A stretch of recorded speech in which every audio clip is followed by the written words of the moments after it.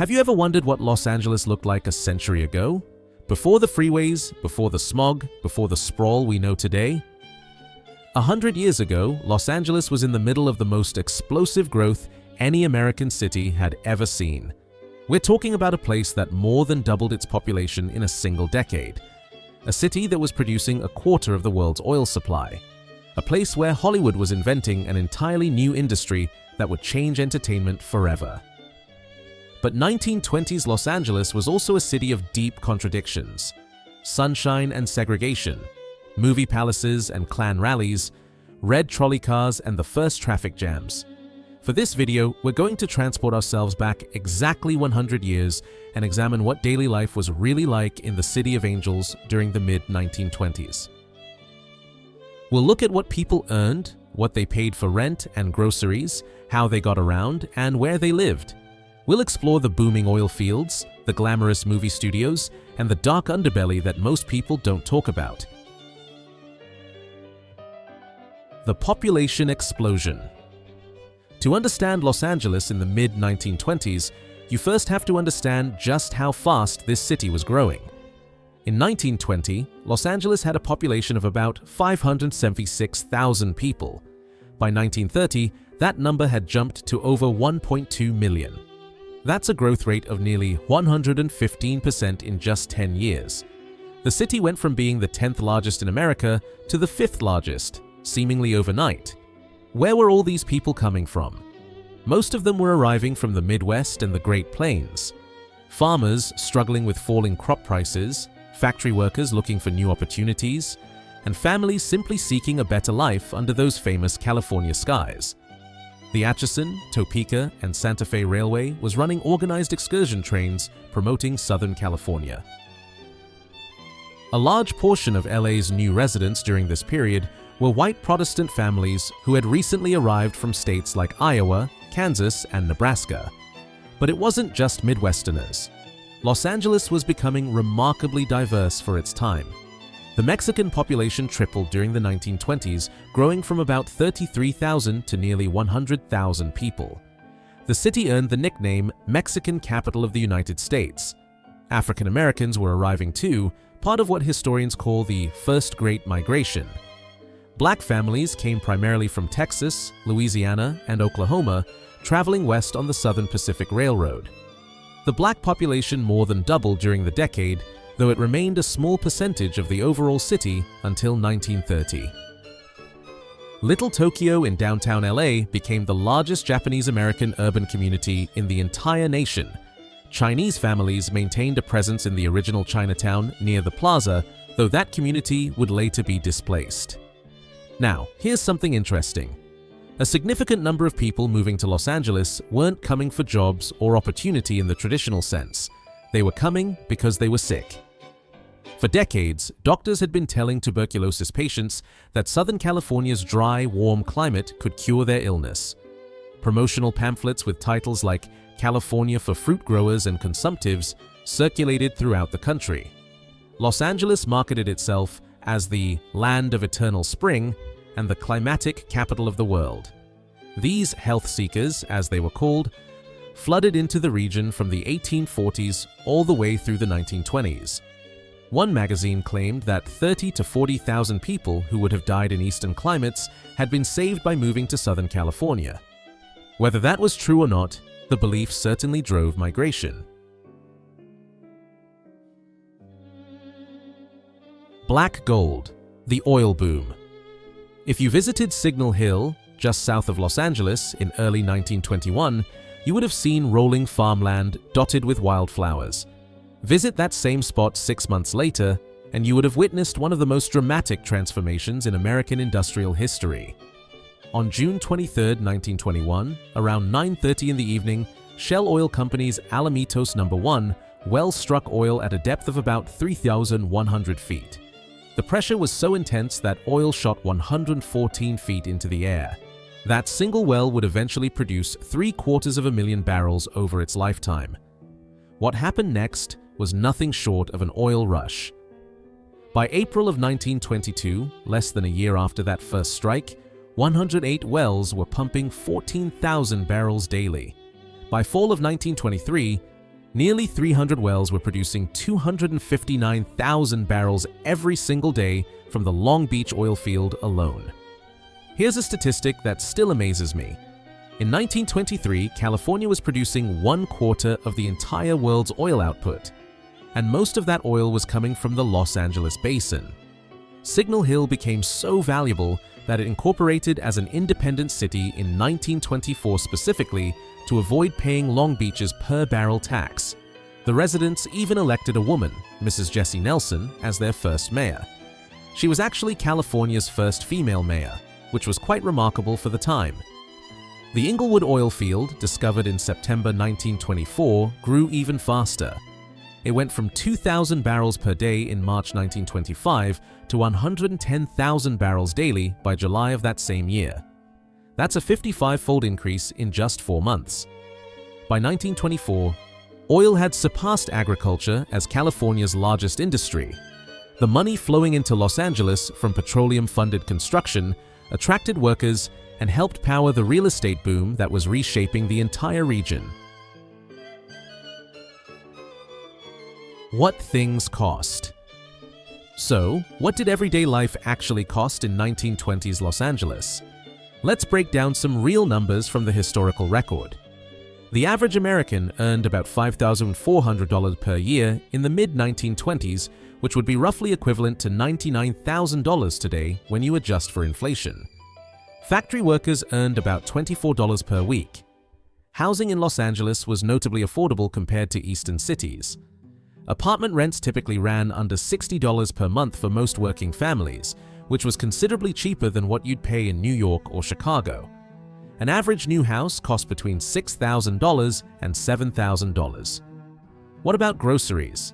Butter ran about 57 cents per pound in 1925 Los Angeles. Eggs cost anywhere from 25 cents to 68 cents per dozen depending on the season. Round steak was about 36 to 40 cents per pound. Coffee cost about 50 cents per pound. A gallon of milk ran roughly 30 cents. Gasoline cost about 21 cents per gallon. Here's an interesting detail about LA housing. By 1930, a remarkable 94% of all dwellings in Los Angeles were single-family homes. That's an extraordinarily high number compared to apartment-dominated eastern cities. Los Angeles had the lowest population density among the nation's 15 largest cities, which tells you something about how the city was already spreading outward rather than building up. Hollywood's golden age. Now let's talk about what Los Angeles was becoming most famous for: the movies. By the mid-1920s, Hollywood had become the undisputed capital of world cinema. The major studios were producing the vast majority of American films, and the great bulk of movie production was concentrated in and around Hollywood. By the end of the decade, 90 million Americans were going to the movies every single week. 1924 was actually a pivotal year for the film industry. That's when Metro-Goldwyn-Mayer, better known as MGM, was formed through a merger of 3 smaller companies. A 24-year-old named Irving Thalberg became head of production, and in its first 2 years, MGM released over 100 films and earned $4.7 million in profit. The movies being made in this era were spectacular. Ben-Hur, A Tale of the Christ, released in 1925, cost a then record $3.9 million to produce, which would be about $70 million today. The famous chariot race scene alone required 42 cameras and 200,000 feet of film. Among the uncredited extras were future stars Joan Crawford and Carole Lombard, and reportedly Gary Cooper and Clark Gable as well. Charlie Chaplin's The Gold Rush came out in 1925 and became one of the highest-grossing silent films ever made, and definitely the most successful silent comedy. Chaplin later said it was the film he most wanted to be remembered for.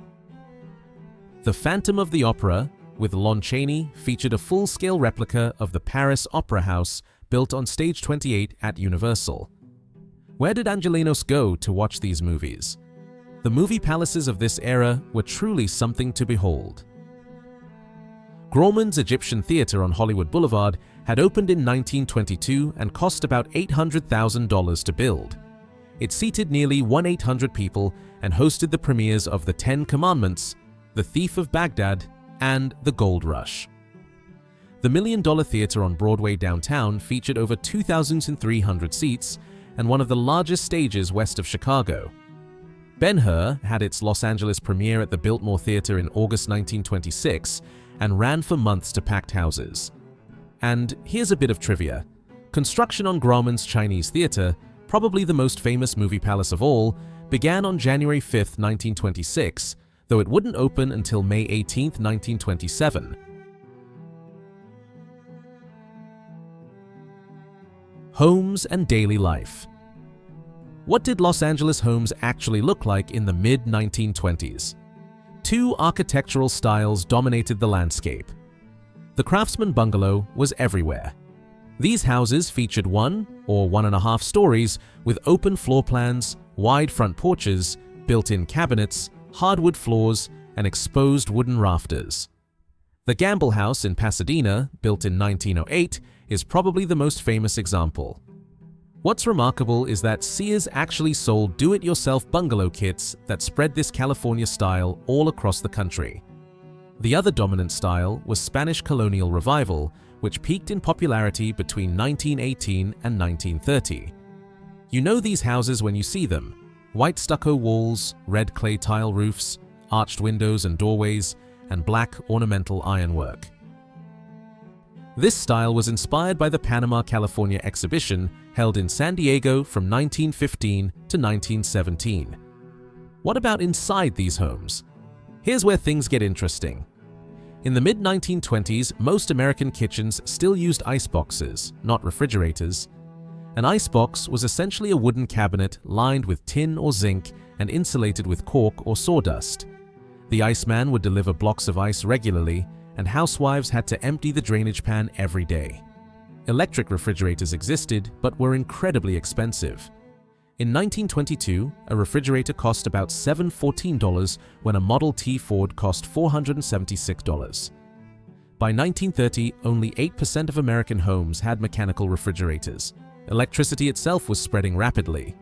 About 35% of American households had electricity in 1920, and that number rose to nearly 70% by the end of the decade. In urban areas like Los Angeles, the figure was even higher, around 85%.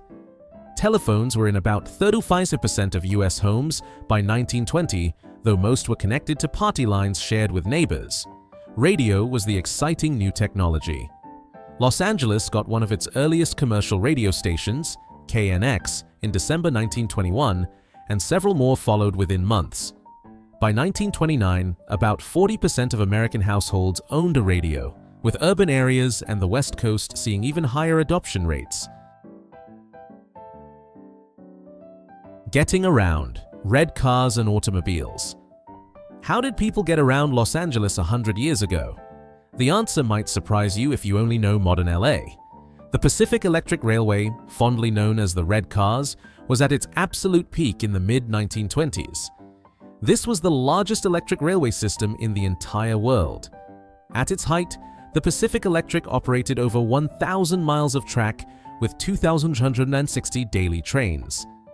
During the 1920s, tens of millions of passengers rode the Red Cars annually, making it one of the busiest transit systems in the country. You could take the Red Cars from downtown Los Angeles to Pasadena, Long Beach, Santa Monica, Newport Beach, or the San Fernando Valley. The Long Beach line alone saw 25,000 passengers board daily in 1925. The city also had the Los Angeles Railway, the Yellow Cars, which operated the streetcar system within the city limits. The Yellow Cars had over 20 lines and 1,250 streetcars. But here's the thing, the automobile was already winning. Los Angeles had the highest per capita car ownership in the United States by 1920, 4 times the national average and 8 times higher than Chicago. LA County vehicle registrations exploded from about 55,000 in 1915 to over 430,000 by 1925. In 1920, 9 times as many people entered downtown LA via streetcar compared to automobile. By 1924, just 4 years later, the numbers were nearly equal. The writing was on the wall, even if nobody could have predicted that the Red Cars would eventually disappear entirely. Los Angeles was already adapting to car culture.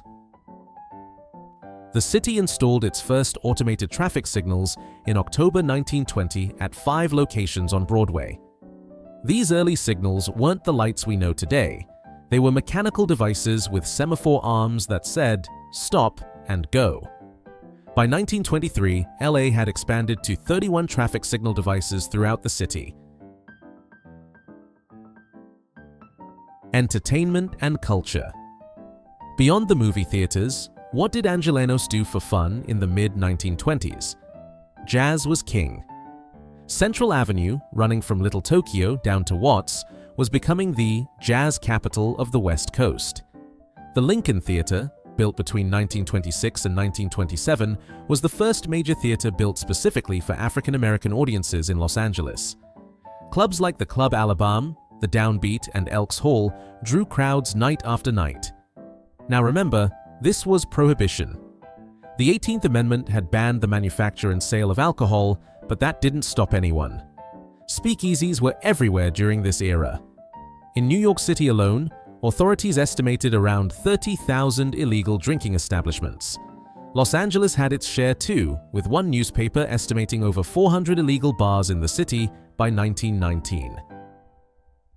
The Monterey Room operated in the basement of the Rosslyn Hotel downtown, accessible through a subterranean corridor.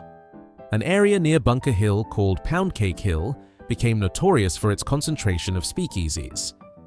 Tunnels under the Civic Center, an old Chinatown, were used to smuggle alcohol. For family entertainment, the amusement parks were incredibly popular. The Long Beach Pike, which had opened on July 4, 1902, featured a massive bathhouse, a historic carousel, and the Jackrabbit Racer roller coaster, which opened in 1915 as the second largest racing coaster in the country. Venice Pier was another major attraction with its own roller coaster called Race Through the Clouds. The beach communities were huge draws, though as we'll discuss in a moment, not everyone was welcome. Sports fans could catch the Los Angeles Angels of the Pacific Coast League. Chewing gum magnate William Wrigley Jr. had purchased the team in 1921, and the brand new Wrigley Field opened on September 29, 1925, at 42nd Place and Avalon Boulevard. This wasn't the Chicago Stadium, this was LA's own Wrigley Field, built in Spanish colonial revival style with a capacity of about 22,000. Fashion of the era. What were people wearing in 1920s Los Angeles? Fashion had undergone a revolution, particularly for women. The flapper look defined the era. Women wore straight, slim dresses with dropped waistlines that sat at the hips rather than the natural waist. Hemlines rose to the knee, which was genuinely scandalous considering that just a generation earlier, dresses had reached the floor. Short, bobbed hair replaced the elaborate updos of the previous era. By 1926 and 1927, the cuts were getting even shorter with shingled styles and Eton crops. Accessories included cloche hats, those bell-shaped close-fitting hats you see in period photographs, along with Art Deco earrings, bangle bracelets, and long strands of pearls. Men's fashion evolved too. Early 1920s suits were narrow and fitted with high waists, almost military in style. By 1925, the look had shifted to wider, baggier suits in earthy tones like tan, gray, mustard yellow, and olive green. Hats were absolutely essential. Men wore fedoras, Homburgs, bowlers, and flat caps. Two-tone Oxford shoes, usually brown and white, were highly fashionable. Beach fashion was pushing boundaries as well. Women wore wool one-piece tank suits that were uncomfortable and heavy when wet, with hemlines at mid-thigh. Beach sensors would actually measure the distance between the swimsuit bottom and the knee, and too much exposed skin could result in a fine or even arrest. By the mid-1920s, most of these strict rules were being relaxed. The darker side. I've painted a picture of growth and glamour, but 1920s Los Angeles had a very dark side that we need to acknowledge. Racial segregation was rigidly enforced throughout the city. The first racially restrictive housing covenant in Los Angeles was filed in 1902, and by 1940, an estimated 80% of property in LA carried covenants that banned black families from purchasing homes. The city's black population was confined to a narrow strip along Central Avenue. Beach access was severely restricted. There was a stretch of Santa Monica Beach between Bay and Bicknell Streets that became known as the Inkwell. This became one of the few public beaches in Los Angeles County where African Americans were welcome. Earlier, Bruce's Beach in Manhattan Beach had served black beachgoers starting in 1912, but it was condemned and seized by the city in 1924 through eminent domain, making places like the Inkwell even more important. The name Inkwell was originally meant as an insult. The Ku Klux Klan was incredibly powerful in 1920s Los Angeles. Southern California had the second largest concentration of Klan chapters outside the South. The LAPD police chief, Louis D. Oakes, and the Los Angeles County Sheriff, William Traeger, were both exposed as Klan members in 1922. About 1/10 of public officials and police in California cities were estimated to be members. In April 1922, dozens of masked Klansmen raided a suspected bootlegger's home in Inglewood. A city constable who was a Klansman was killed in the raid. Despite a grand jury indicting 37 people, including subpoenaing the Redondo Beach mayor and police chief as witnesses, the jury returned not guilty verdicts for all defendants. Labor conditions were often brutal. Los Angeles was known as the citadel of the open shop, meaning it was aggressively anti-union, with wages for many workers significantly lower than in eastern cities. When longshoremen went on strike at the Port of Los Angeles in 1923, the famous author Upton Sinclair was arrested simply for reading the US Constitution aloud at a rally. The police chief reportedly said he would rather deal with 4,000 union members than one man like Sinclair. And then there were the California water wars. Los Angeles had built an aqueduct 233 miles from the Owens Valley to supply water to the growing city. When drought hit in the 1920s, LA bought up vast land parcels and drilled wells that devastated local farmers. In May 1924, Owens Valley farmers used 500 pounds of dynamite to blow up sections of the aqueduct. The aqueduct was dynamited more than a dozen times during the mid-1920s. By the middle of the decade, Owens Lake was completely dry due to water diversions, transforming what had been lush terrain into desert. Looking forward. So, what became of this Los Angeles of 100 years ago? The Pacific Electric red cars that carried tens of millions of passengers annually would eventually vanish entirely, replaced by freeways and automobiles. The movie palaces that premiered Ben-Hur and The Gold Rush would soon be revolutionized by sound. Warner Brothers introduced its Vitaphone sound-on-disc system in August 1926, signaling the end of the silent era. The bungalows and Spanish colonial mansions of the 1920s still define much of LA's residential character today. But the citrus groves and bean fields they replaced are now just memory. Many landmarks from this era still stand. The Biltmore Hotel, which opened in 1923 as the largest hotel west of Chicago, is still there. The Egyptian Theater on Hollywood Boulevard is still showing movies.